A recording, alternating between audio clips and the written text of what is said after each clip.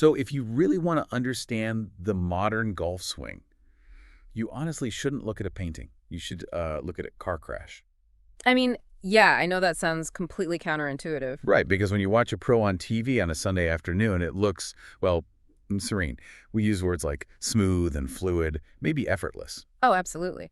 But the reality we're uncovering today is that beneath that really beautiful polished surface, the human body is executing this violent, highly calibrated explosion of physics and biomechanics. It's crazy. It really is. It's a massive generation of force that pushes our anatomical structure, like, right to the very edge of their physical limits. Wow. Yeah, when you step into a biomechanics lab and actually measure what the joints and the ligaments and the nervous system are doing during those 2 seconds, I mean, effortless is the absolute last word that comes to mind. It's basically controlled chaos. And decoding that controlled chaos is exactly our mission today. We are taking a deep dive into the actual science of the golf swing. Right, getting into the real mechanics. Exactly. We're looking at advanced 3D kinematic data, clinical studies on spinal mechanics, and elite sports science research, just to figure out how the human body actually transfers energy. It's a lot of data. It is. So whether you are a scratch golfer looking for an edge, or maybe a weekend hacker trying to figure out why your lower back is always stiff on Monday morning, or just someone fascinated by human performance, this is going to completely change how you view athletic movement. Yeah, because we really want to move past the traditional swing thoughts, and explain the how and the why. Like, what is actually happening at a microscopic level in your muscles that allows a 160-pound person to drive a golf ball over 300 yards? Okay, so to start off, I really want to reframe the mental image of the swing. Because when most people, especially beginners, step up to a tee, they treat the golf club like a baseball bat. Oh, yeah, you see that all the time. Right. They view their arms and the club as this one big, rigid lever that they just need to drag through the ball. Just plowing mass through the ball. Yeah, but looking through this research, the biomechanics point to a completely different tool. It's not a bat. It's more like a massive bullwhip. So why is cracking a whip the better way to understand power generation? Well, think about the fundamental difference in energy transfer between those two tools.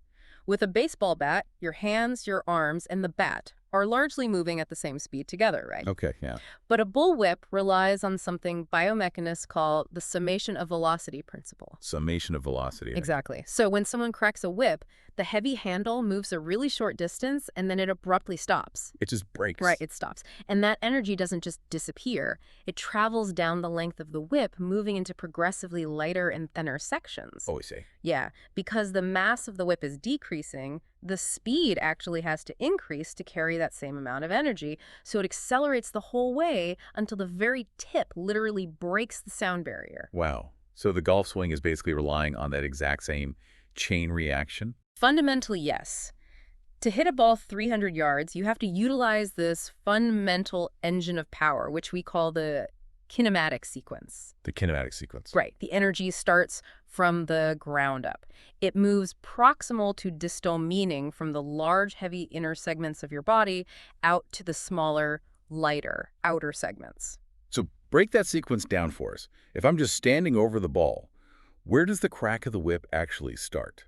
Well, the research indicates there's an exact required sequence for maximum efficiency, and it always goes in 4 stages. Okay, what are they? First the pelvis, then the thorax, which is your upper torso, then the arms, and finally the club. Got it. So the stronger, larger muscles of your lower body initiate the movement by pushing against the ground, which generates this massive amount of initial force in the pelvis. But wait, for that energy to get to the thorax, the pelvis can't just keep spinning, right? Exactly. I'm picturing like a car driving 100 miles an hour.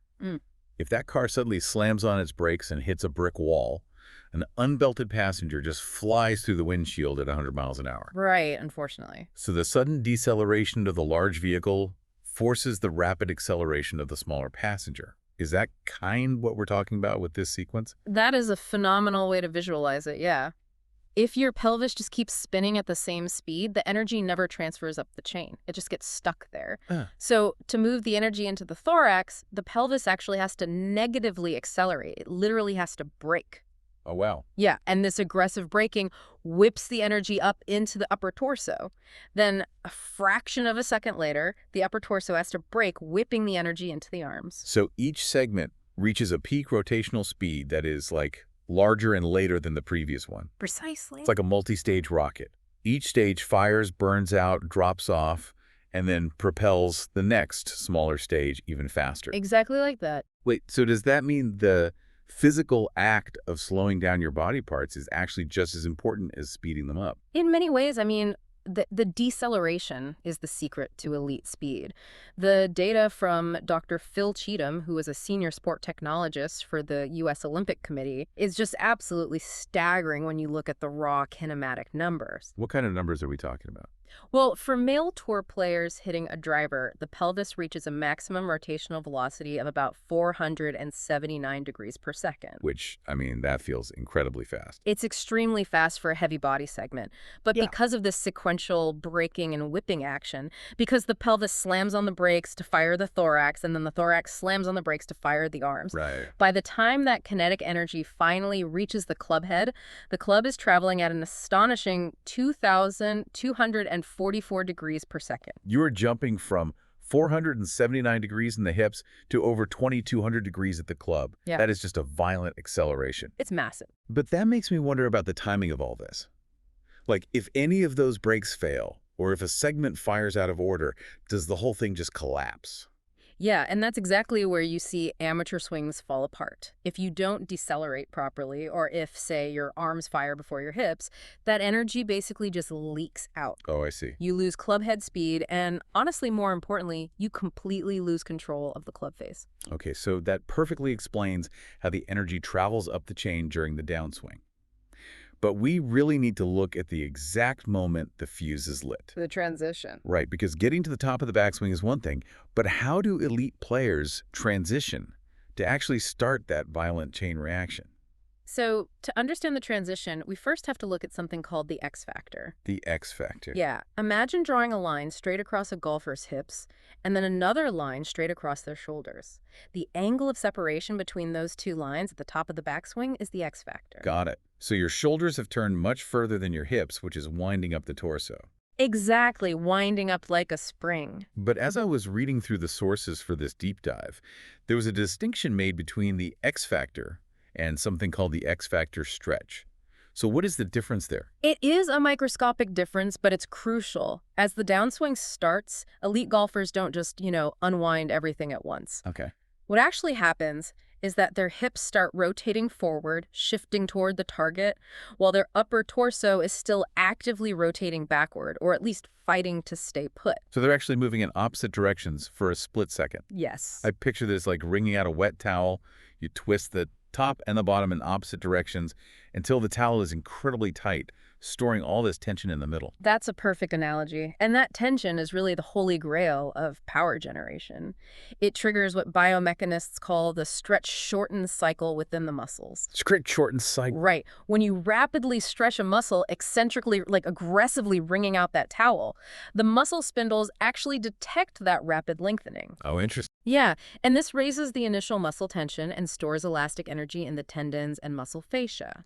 Then, literally a fraction of a second later, the muscle concentrically shortens, firing all that stored elastic energy back into the swing. So it is quite literally pulling a heavy rubber band back to its absolute limit before snapping it. Exactly. The forces there sound incredible, but what really breaks my brain is the timeline of it all. Like, how long does the body actually spend in this stretch, shorten cycle? This is where human engineering just becomes mind-boggling. When we look at the 3D kinematic data for the transition sequence, meaning the time from when the very first segment, the pelvis, turns around to start the downswing, to when the last segment, the club, turns around, it takes a mere 56 milliseconds total. 56 milliseconds. 56. And that's consistent for both men and women tour pros. That is insane. You literally cannot blink your eyes that fast. The brain can't even process a conscious thought in 56 milliseconds. It's purely reflexive at that point. So let me play devil's advocate here. If maximizing this X factor stretch creates all this stored elastic energy, shouldn't every golfer just be trying to twist their torso as hard as humanly possible? Wow. Because I feel like this obsession with creating a massive stretch is exactly why I see weekend golfers constantly losing their balance, swinging out of their shoes, and just completely mishitting the ball. Right. Yeah, more stretch is definitely not better if your structural anatomy cannot support it. Ah. And this ties into a crucial mechanical concept called lead arm adduction. Adduction is the angle formed between your lead arm, which is a left arm for a right-handed golfer, and your shoulder line across your chest. So if I'm reaching back as far as I can, trying to force this huge X factor to get more power, Yeah. I might end up pulling my left arm tightly across my chest, essentially Oh. collapsing that angle. That is exactly what happens. Amateurs constantly mistake arm swing for body rotation. Oh, wow. Yeah. If you collapse that lead arm against your chest to fake a bigger turn, your arm essentially gets trapped behind your body rotation. Right, because it's pinned. Exactly. Now, remember those 56 milliseconds. When you rapidly fire the hips to start the kinematic sequence, your arms are trailing too far behind to ever catch up. The whole structure is broken. So what happens then? This leads to the club path traveling way out to the right through impact. The result is heavy contact, a massive loss of speed, and usually a really vicious slice that goes straight into the trees. Okay, so we've built this picture of a 56 millisecond rubber band snap that generates over 2,200 degrees of rotational velocity. Yes. But if we follow the logic of the car crash analogy, if the pelvis is braking violently and the thorax is braking violently to transfer that energy, all that immense physical force doesn't just evaporate. No, it certainly It doesn't. has to go somewhere. So where does the human body absorb all that shock? Well, it goes straight into the structural bottleneck of the body, which is the lumbar spine. Yeah, and this is the dark side of the modern power swing. When we consult clinical studies on spinal mechanics, specifically research published in the Journal of Trainology, we find that lower back pain is unequivocally the #1 time loss injury in golf. I believe it. And the math completely explains why. The modern swing produces compressive forces on the spine of 6 to 8 times the golfer's body mass. 6 to 8 times your body weight pressing down on your vertebrae. Yeah. Let's unpack that. The study noted that for a 70-kilogram athlete, so someone weighing about 154 pounds, that compressive load reaches up to 5,494 newtons of force. Right. Now, newtons are hard to visualize, but the study offered this terrifying comparison using porcine models, basically pig spines, which are mechanically similar to human spines. They are. They found it takes about 7,900 newtons to physically crush a vertebral end plate. So a standard drive off the first tee is putting forces on the spine that are actually flirting with the threshold for literally crushing bone. It is. The raw compression is terrifying on its own, but to be honest, the reality is actually much worse. Wait, worse. Yeah, researchers have identified a biomechanical nightmare they call the crunch factor. The crunch factor. Right. It's not just downward pressure. The crunch factor is the combination of 3 extreme movements happening simultaneously during the downswing. Okay, what are they? You have the massive rotational velocity of the kinematic sequence, you have the severe tension of the X factor stretch, and critically, you have lateral flexion. Lateral flexion, meaning bending sideways. Exactly. So for a right-handed golfer, as you swing through the ball, your right shoulder is crunching aggressively down toward your right hip. Right, so just imagine your spine right now. You are squishing it with over 5,000 newtons of force, twisting it as fast as humanly possible, and bending it sideways, all at the exact same time. That sounds horrible. It produces extreme shear stress on the facet joints, which are the little hinges on the back of your vertebrae. And professional golfers are subjecting their spines to this over 100 times a day when you factor in practice swings. Which begs the obvious question. How are tour pros not just snapping in half on the practice range? How does the body survive this crunch factor? It survives through a mechanism called spinal stabilization, and it relies heavily on a specific group of muscles most people completely ignore. Really? Which ones? Well, we have global muscles and we have local stabilizers. The local stabilizers are these deep, tiny, invisible muscles, primarily the multifidus, which attach directly to the individual segments of the spine. Okay, the multifidus. Right. Their job is not to create a powerful swing. Their only job is to lock the vertebrae together so they don't buckle under all that sheer stress. I want to tie this back to what you see in gym culture. You see so many amateur golfers doing hundreds of traditional crunches or sit-ups, trying to get a six-pack because they think they're building a strong core for golf. Oh, absolutely. But those six-pack muscles, the rectus abdominis, those are global muscles, right? They are. The global muscles are the big prime movers, but they do not attach to the individual spinal segments. Oh. Think of your spine like the mast of a ship. The global muscles are the massive sails catching the wind to move the boat, but the multifidus are the tiny, high-tension guy wires anchored directly to the mast, keeping it from snapping in half during a hurricane. And the research notes that without those tiny guy wires, the human spine would mechanically buckle under as little as 90 newtons of force. Just 90 newtons. Just 90 newtons. Yeah. And the golf swing is throwing over 5,000 newtons at it. So if I'm understanding it correctly, doing endless sit-ups to get glamour muscles might be entirely useless for protecting your back. It really might be. If those invisible multifidus muscles don't fire perfectly in that 56 millisecond window, the mast snaps. That is exactly the takeaway. If you want to protect your back from the crunch factor, you really have to prioritize deep stabilization training, not just flexion exercises. You have to train the nervous system to fire those guy wires instantly. Okay, this brings us to a really fascinating crossroads. Yeah. Because we have a movement that requires millimeter and millisecond precision. Right. We have a sequence where if a single muscle fires late, you lose all your power. And we have a violent bone-crushing force that requires perfect spinal stabilization to survive. It's incredibly demanding. Logically, the only way a human being could consistently pull this off is to be a machine. Hmm. Elite pros must just have a perfectly robotic, identical swing every single time, totally devoid of variation. Yeah. But that's not what the data shows at all, is it? No, it's the complete opposite, actually. Okay. Yeah. For decades, traditional golf instruction operated under that exact assumption that any variability in a movement pattern was basically an error to be eradicated. Right. The holy grail was to build a single, grooved, machine-like swing. Exactly. But modern biomechanics uses something called dynamical systems theory to really understand expert performance. So break down dynamical systems theory for us. Yeah. How does it apply to standing in the middle of a fairway? Well, it recognizes that the environment is never static, and the human body is not a machine. It is a self-organizing biological system. Okay. When researchers, specifically Brown and his team, studied low-handicap golfers, they found there is absolutely no common optimal technique across all participants. A singular perfect swing just does not exist. That's wild to think about. Instead, what experts have truly mastered is the ability to execute compensatory movements. Compensatory movements. It's like driving a car down a bumpy, rutted dirt road. Oh, that's a good way to look at it. Yeah, if you lock your elbows, freeze your shoulders, and hold the steering wheel perfectly rigid, the car is going to bounce right into the ditch.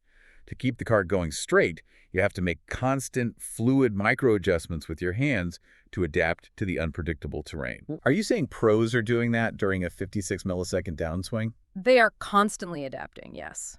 They're adjusting to external constraints like, an uneven lie, thicker grass, or wind. Makes sense. But they are also adapting to internal constraints. By the 14th hole, their legs might be slightly fatigued, which changes their ground reaction forces. Oh, I didn't even think about fatigue. Yeah, their brain senses this and instantly reorganizes the movement puzzle. They might fire a different muscle slightly earlier to stabilize the endpoint, which is just getting the club head square at impact. So they are master problem solvers, not robots. Yeah. But how does the modern obsession with raw power factor into this? Because everyone is just chasing maximum speed on launch monitors these days. The data strongly suggests that the blind pursuit of raw speed actually destroys this ability to adapt. Oh, really? Yeah, research by Quintavala noted the diminishing returns of pure clubhead velocity.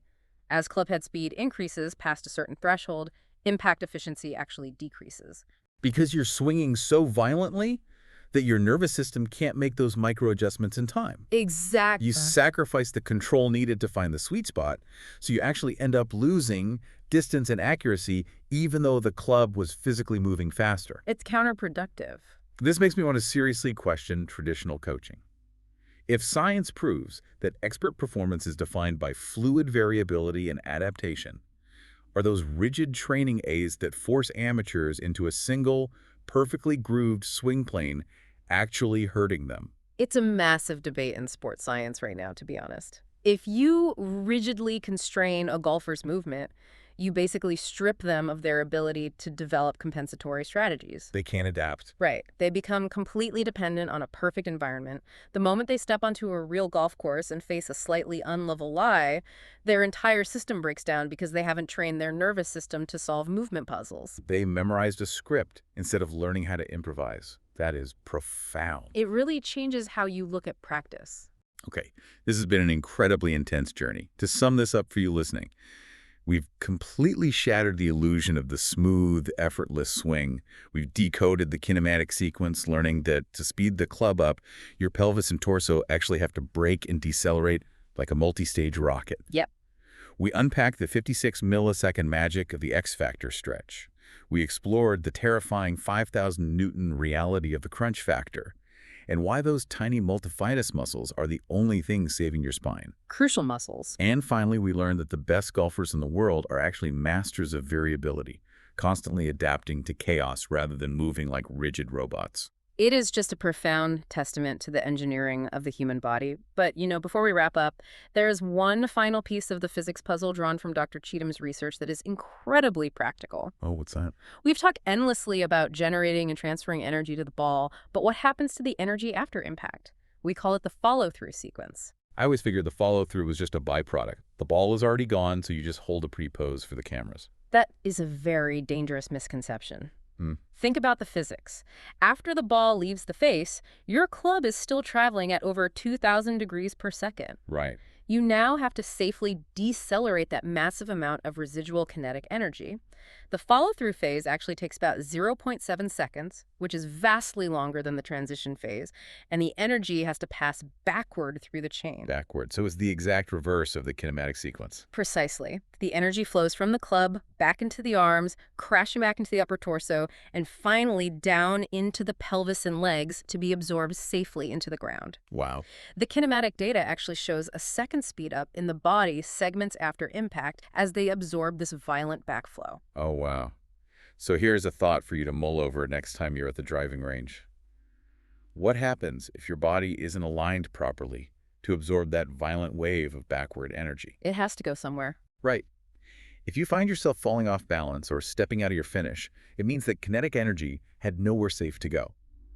Could your follow-through actually be the most dangerous part of your swing and the secret indicator of hidden biomechanical flaws? It's definitely something to think about. Keep questioning the mechanics of your own movements out there and look beneath the surface.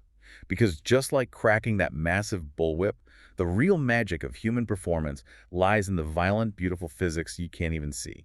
And hey, if you enjoyed today's episode, please subscribe to our channel and share it with fellow golfers, coaches, and PGA professionals. Yeah, and if there's a topic you'd like us to research, analyze, and discuss in a future deep dive, feel free to send us an email or connect with us through LinkedIn. Right. Whether your interest is golf biomechanics, kinematics, ground reaction forces, swing mechanics, putting, coaching, club fitting, technology, or just general sports science, we'd absolutely love to hear from you.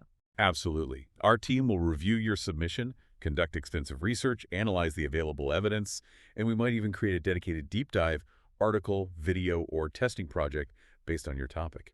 Thank you so much for being part of the eCoach 360 Degree community, and we'll see you on the next deep dive.